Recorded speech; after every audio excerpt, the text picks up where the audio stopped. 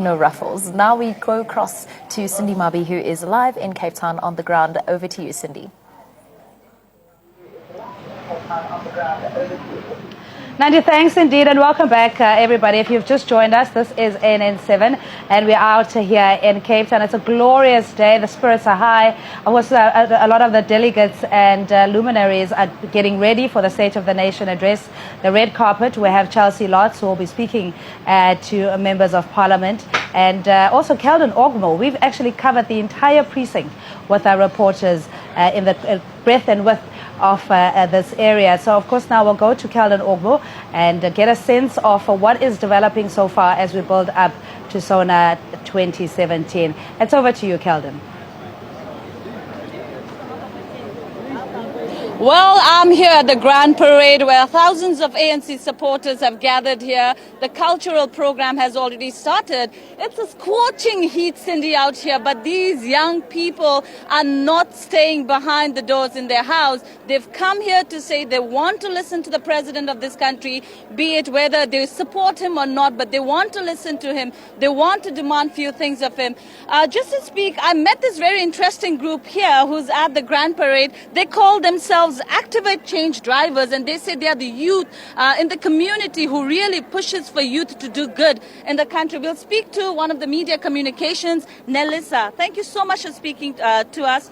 Today is the State of the Nation address. What do you expect from the government or from the president himself? We expecting the president to have concrete plans around young people. We make up the majority of the population in this country. There needs to be a proper plan. They signed the youth policy in 2015. There's still no concrete plan on that. We want to hear about a specific plan around that, including education, quality and outcomes. And we also looking to hear more especially about a working NYDA. Every year he comes in and he tells us about the billions that go to NYDA. We don't see that. We run social enterprises in communities. We cannot access that money, and we're doing projects that are benefiting our communities. So we want to hear about that.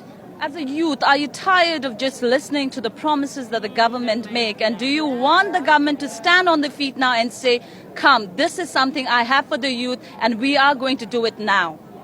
Absolutely. As I said, we are a group of young people across the country from all corners of this country who are doing something. We are playing our part. We need the government to give us a hand up in our communities through our local government, provincial and national. We are not saying we want to be given things. We are doing things already. We just need the government to just give a hand up. Thank you, Nelisa. We'll also speak to another ANC supporter, a youth here who's come to Grand Parade to listen to the State of the Nation address. You are an ANC youth supporter. You're wearing the T-shirt. You said you are here to listen to what the government has to offer. Yes, we have come here to, first of all, to support our president and support the African National Congress. But we do have expectations as young people of this country in terms of what the president is going to do about the crisis that we had last year in terms of the fees must fall and in terms of addressing issues, especially in the rural areas, what is going to do about that and creating job opportunities for young people, empowering the youth of this country. We expect more from the president. So we believe that he has done a lot for the past almost 8 years since he has been in power, but we still think that there is more to be done. And we want to give him the space to do that, but we want the NEC to give us a clear indication what direction is this country taking forward, because we believe there are challenges, but those challenges need to be addressed as quickly as possible. As a youth, what do you say to all the critics, especially to the opposition parties who has criticized government outrightly, especially yesterday when Save South Africa, they held a press conference, saying government has done nothing. Every State of the Nation address has just been a talk and no action at all. Yeah, we feel that at a certain stage we have a country that has got amnesia when it deals with the issue of the president. The president has done a lot. He has been involved in quite a number of initiatives to address the challenges of the youth in this country. We heard the media, what they were complaining about when they released those press releases yesterday. We feel that some of the issues that they are raising, yes, they are true, but we feel that we must work together as South Africans to address this issue. It is not about the president alone. It is all of us, even the private sector, coming on board and assisting the youth of this country, partnering with government to make sure that services are being provided for the youth of this country. But are you aware there's 27% unemployment in this country, which sums up to millions of unemployment amongst the youth here? I am quite aware. We have been around the country. We have had the cries of the youth around the country. That issue is not an issue that is created by the ANC. The private sector, as I've said before, they must be involved in creating opportunities for the youth of this country. That's why we are calling upon our government to do something about it. We are also calling upon the private sector to come on board and assist government. It's not about the government alone, but it is all about South Africans coming together and working together. This fighting between the opposition, this fighting between the private sector and government is not assisting us. What will assist us is to join hands and make sure that we support government, and government must listen to the plight of our people in this country, which we believe that they are doing that. Thank you so much for speaking to us, Cindy. Well, these are the youth of the country here at the Grand Parade, stating very specifically, saying they might be a President Jacob Zuma supporter, they might be an ANC supporter, they might not be an ANC supporter, but one thing for sure, that this government needs to create jobs for the youth. They need to come and give something really substantial in the plate, especially for the youth of this country.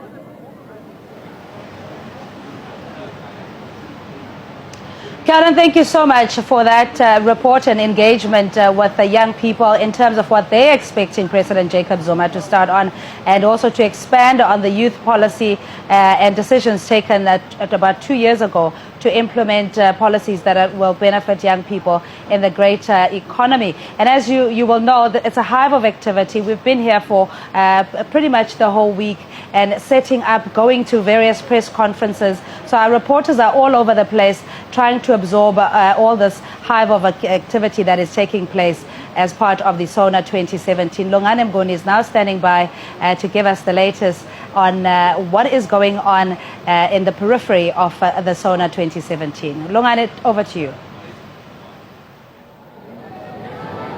Yes, so we are here alongside Adderley Street in Cape Town CBD, where we have just saw members of the Economic Freedom Fighters assembling. Well, it's said that this is in preparation for the SONA disruption, which is scheduled for later today. Well, information has been brought to our attention that the city has advised that the gathering is rather unlawful, as no permit was received. Only one permit was received in this regard. Well, I'll just ask my camera person just to zoom in to show you the crowd. It's not really a big crowd, but they have geared up with banners reading Comrade Jacob Zuma, decentralization, rezoning for our Shebeens for license. Also, we saw placards they had up that read DA must fall in the Western Cape. Well, we can confirm that since the information has been brought to our attention that the gathering is rather unlawful, we haven't seen any officials, police officials rather, with any interventions in this regard. Well, the members are gathering here, chanting, singing, and also saying out slogans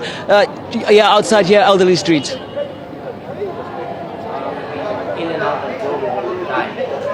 Yeah, it's lovely. No. We came in.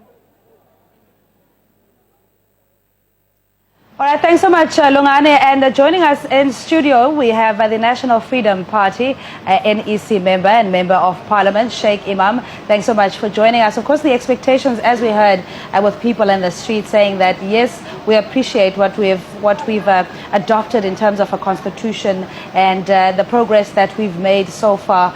And politicians have their own expectations as well. But before we get to you, Sheikh Imam, let's cross over now to Patisa Mfuyo, and she is at the red carpet. Patisa, it's over to you. Well, Cindy, the red carpet is set and everyone is standing by here to wait for the dignitaries to make their way here through the red carpet. I'm going to ask the cameraman to try and pan to just give you an idea of what it's like here. As you can see that the gates are closed where all the ministers and also the VIPs will be coming in at the bottom, and it's a long stretch which goes towards parliamentary steps. The dignitaries will start at the bottom and and make their way through here, this red carpet. As you can see, some of them have started arriving. People are dressed to kill, if I can put it that way, and everyone is ready for this day. As you know, that the president is expected to speak in just under 4 hours' time. So it seems like the parliament is ready and everyone is waiting to make their way through the red carpet here today in parliament.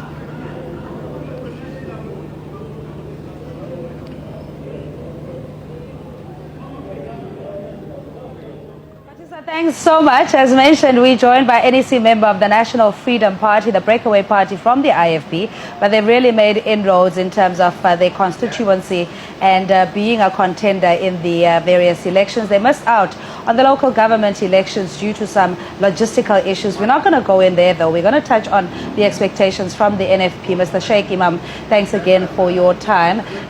We've heard that the expectation is now for more action rather than the rhetoric, that things have been said. You can even rewrite the SONA yourself. So what are the expectations from the NFP? Thank you very much, and thank you, and a very good afternoon to all the listeners out there.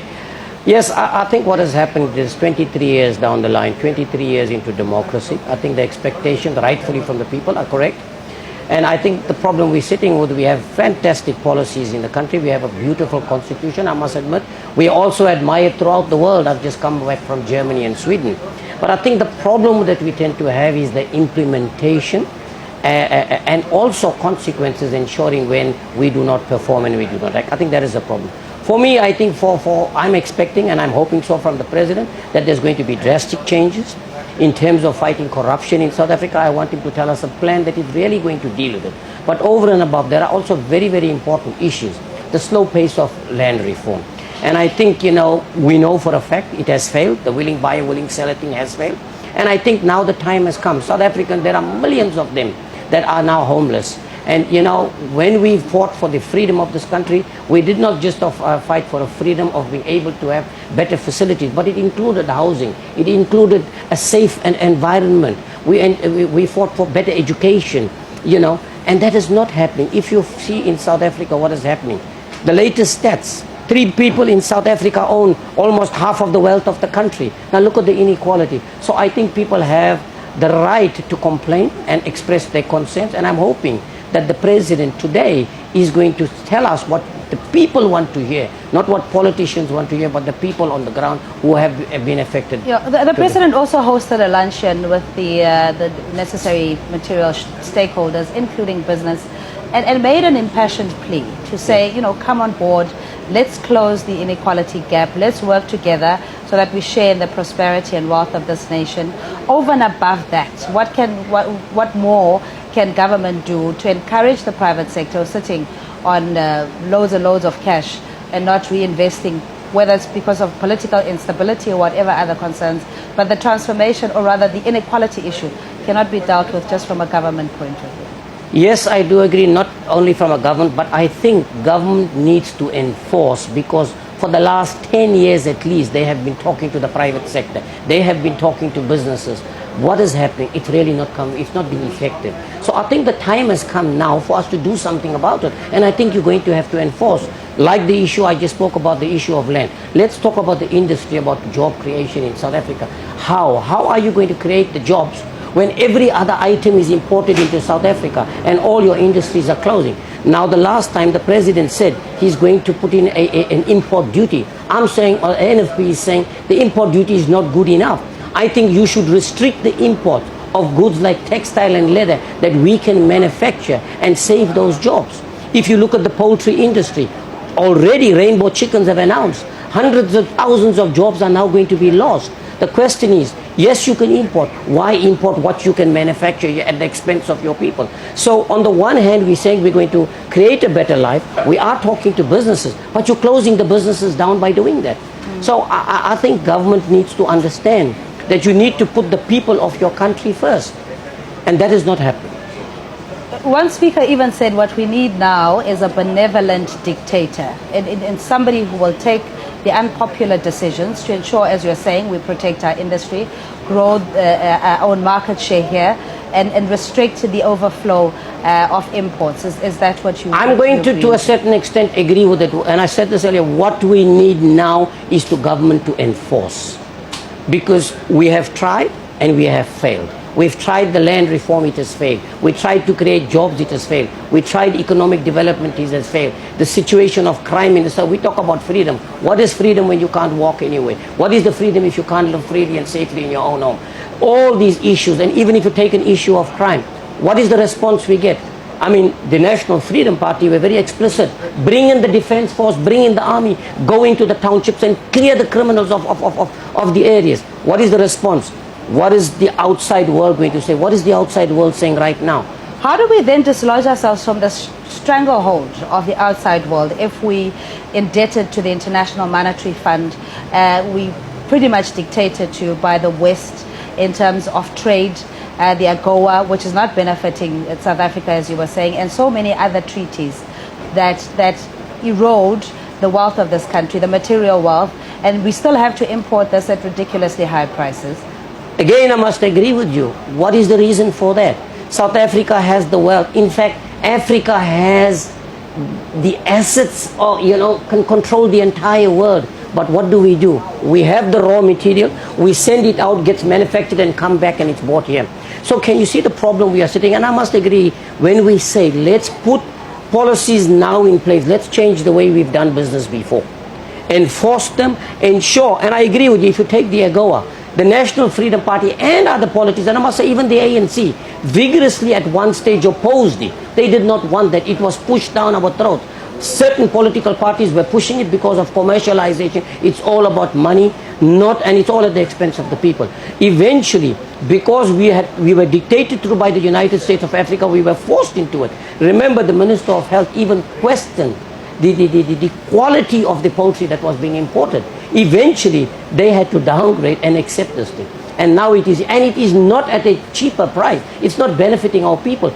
But on the other hand, look at the number of jobs that we are losing. So the question is, can we first now, after 23 years, put South Africans first before anybody else? That is what we need to do. Mr. Sheikh Imam, thanks so much for your time. And of course, we're speaking to the member of the National Executive Committee of the National Freedom Party. And that's Mr. Sheikh Imam, saying that this is time where President Jacob Zuma is expected to take radical action and call it what it is, put South Africans first, albeit that it would be at the cost of upsetting some of our party or rather international relation members. But for now, though, we'll take a quick ad break. Do stay with us here at SONA 2017.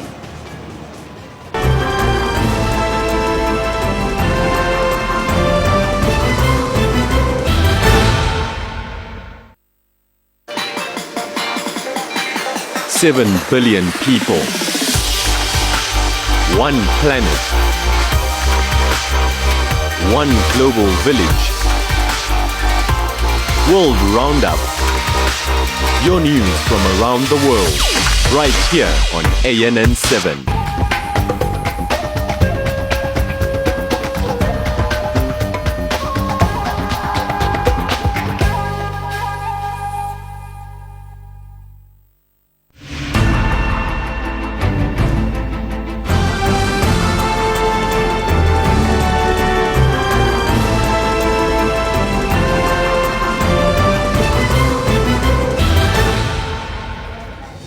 Hello and welcome to ANN 7, a very important day in the political sphere for South Africa as President Zuma gets ready for the State of the Nation address this evening.